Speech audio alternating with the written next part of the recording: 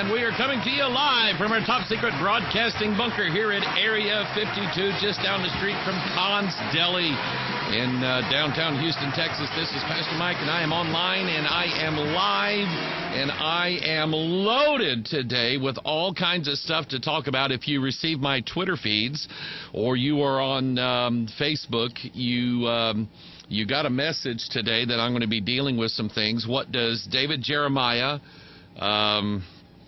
who do I have here? Ellen White, David Jeremiah, Toby Mac. If you don't know who Toby Mac is, you probably didn't listen to a lot of contemporary Christian music.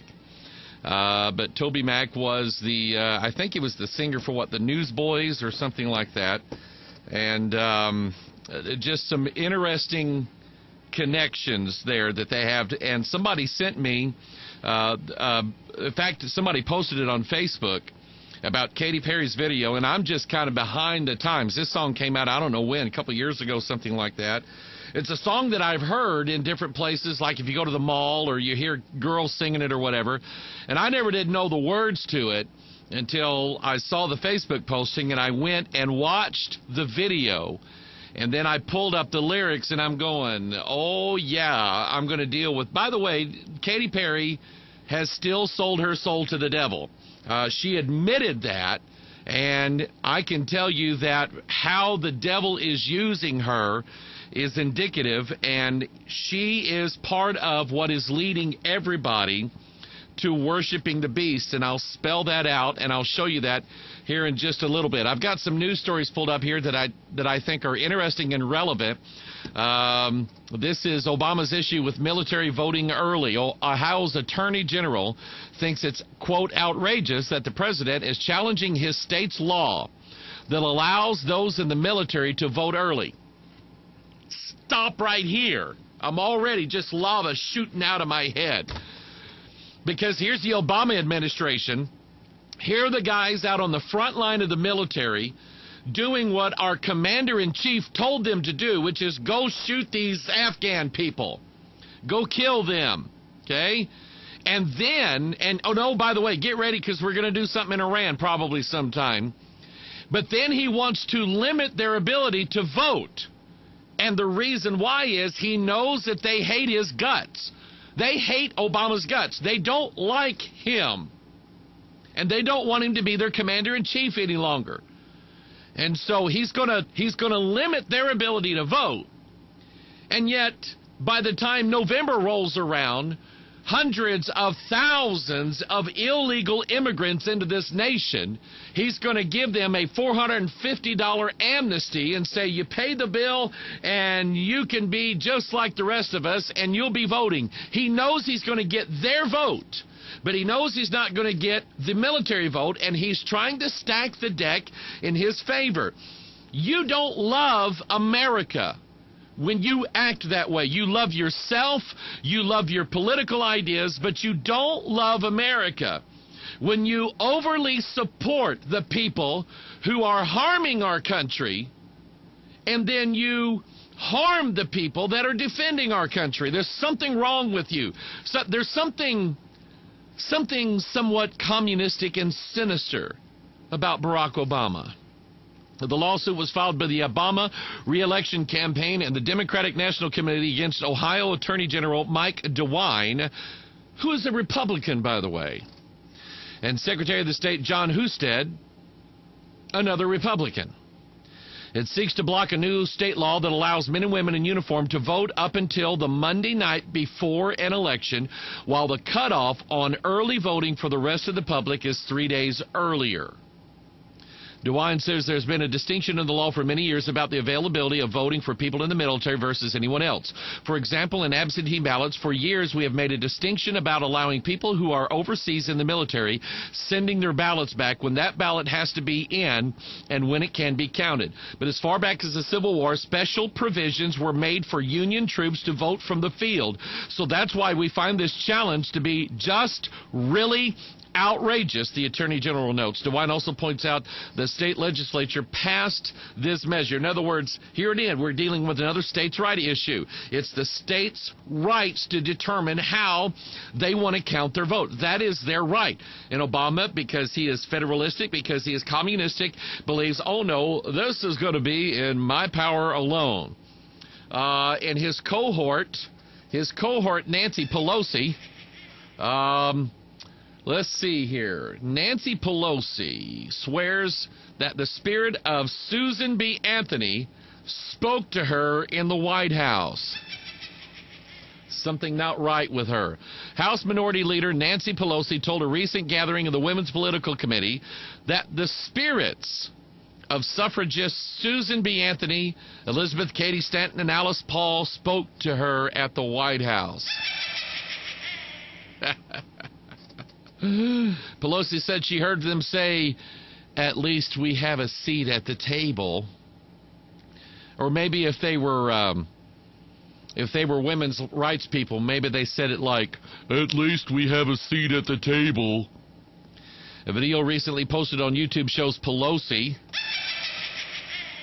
speaking in May, describing her first meeting with President Bush in the White House after becoming part of the Democratic House leadership. In the video, Pelosi says Bush, is saying something to the effect of, we're so glad to welcome you here, congratulations, and I know you'll probably have some different things to say about what is going on, which is correct, but as he was saying this, he was fading and his other thing was happening. This other thing was happening to me. She's like telling, like, she really had this experience. My chair was getting crowded in, said Pelosi. I swear this happened. Never happened before. It never happened since. My chair was getting crowded in, said Pelosi. I already read that. Let's see. My chair was getting crowded in, and I couldn't figure out what it was. It was like this. And I then realized Susan B. Anthony, Elizabeth Cady Stanton, Lucretia Mott, Elise Paul, Sojourner Truth. Why not throw Alice Cooper in on the deal, too? And Jezebel. And Herodias, you name it, they were all there in that chair. They were, said Pelosi, more than I named, and I could hear them say, at least we have a seat at the table. And then they were gone. I believe her. I believe she had a visitation. That's Nancy Pelosi for you. The U.S. Army tests spy blimp over New Jersey. The U.S. Army, spy blimp. New Jersey.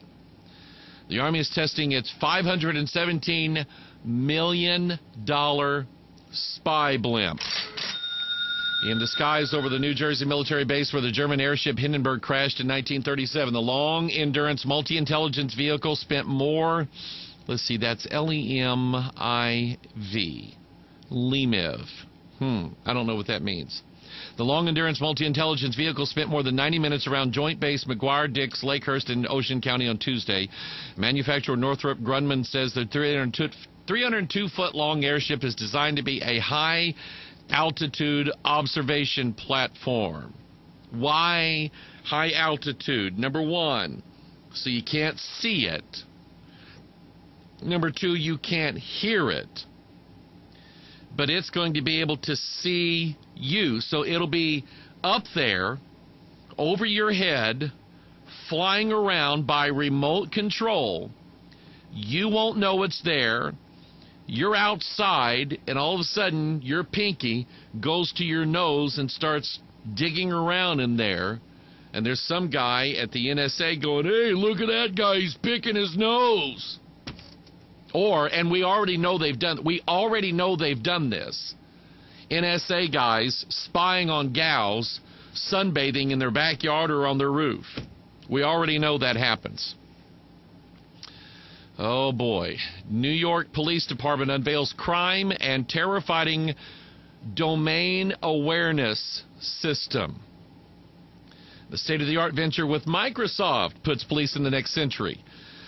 Dramatic new way to track criminals and potential terrorists was unveiled Wednesday by Mayor Michael Bloomberg and New York PD Commissioner Ray Kelly. It melds cameras, computers, and databases capable of nabbing bad guys before they even know they're under suspicion. If a suspicious package is left at a location by terrorists, the NYPD will now be able to instantly tap onto video feeds to look back in time to see who left it there, and that's just one of the many things the domain awareness system can do. We're not your mom and pop police department anymore. We are in the next century. We are leading the pack. You mean like in wolves, packs of wolves and things like that. And I think you ought to get it. I think you ought to really, really get a hold of the kind of technology that we have available to us right now, or that these police departments have available to them. Cameras everywhere, recording everything, computer software that analyzes this. I noticed when I first bought an iPhone, and I pulled up, I was going to take a picture of, I don't remember who it was, and I noticed that a little square, a little green square on my iPhone jumped up, and it's centered on the face of who I was taking a picture of. And I went, that's interesting. And I remember, and I posted this on my Facebook page, I posted it on the blog, a picture of me and my family when the kids were little.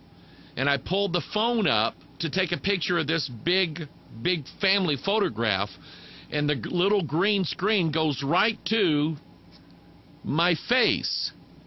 My iPhone has facial recognition software built into it. It knows what a human face is supposed to look like. And so here we have these cameras running all over the place, computers in the background. You'd think that maybe guys are going, hey, you know who that is? No, man, I've never seen that guy before, man. Well, the computer knows who that is. They know who that is walking down the street, and the computers are keeping tabs on every movement, everywhere in New York City. We are on the verge of the pre-crime, what was that movie? Minority Report. The pre-crime era, where now the federal government, the local municipalities, are going to have the ability to determine, hey, arrest this man. He's about ready to do a crime. We need to have him arrested. And they call it terrorism. Do you see? Do you see what 9/11 unleashed in this country? A few years, in fact, before 9/11, probably in the year 2000, or it may have even been 2001. At that time, I had a radio program, a live local radio program on KJSL here in St. Louis area. We would do it Sunday nights. A lot of times we would leave church Sunday night and drive all the way up to Olive Boulevard to their studios, and I would do this live call-in talk show. And we had a fellow in our church by the name of Alan Franklin. Alan Franklin is a British newspaper journalist. He's a great guy. His wife is from this area.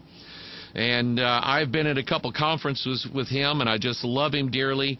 And he was telling me, I was interviewing him on the program, and he was telling me all of the Orwellian, and we use that term because of George Orwell, 1984, and how the government monitored everything that you did. They monitored your emotions, your moods, everything. And he was talking about the Orwellian systems that existed in the European Union, and especially in Great Britain, how the government was using spy satellites to determine whether or not farmers were growing the right crops in their field that the government wanted them to grow. And they were using that against the farmers. And I asked Alan, and I said, Alan, I said, you know, we here in Americans, we love our freedom, okay? It won't take much for us to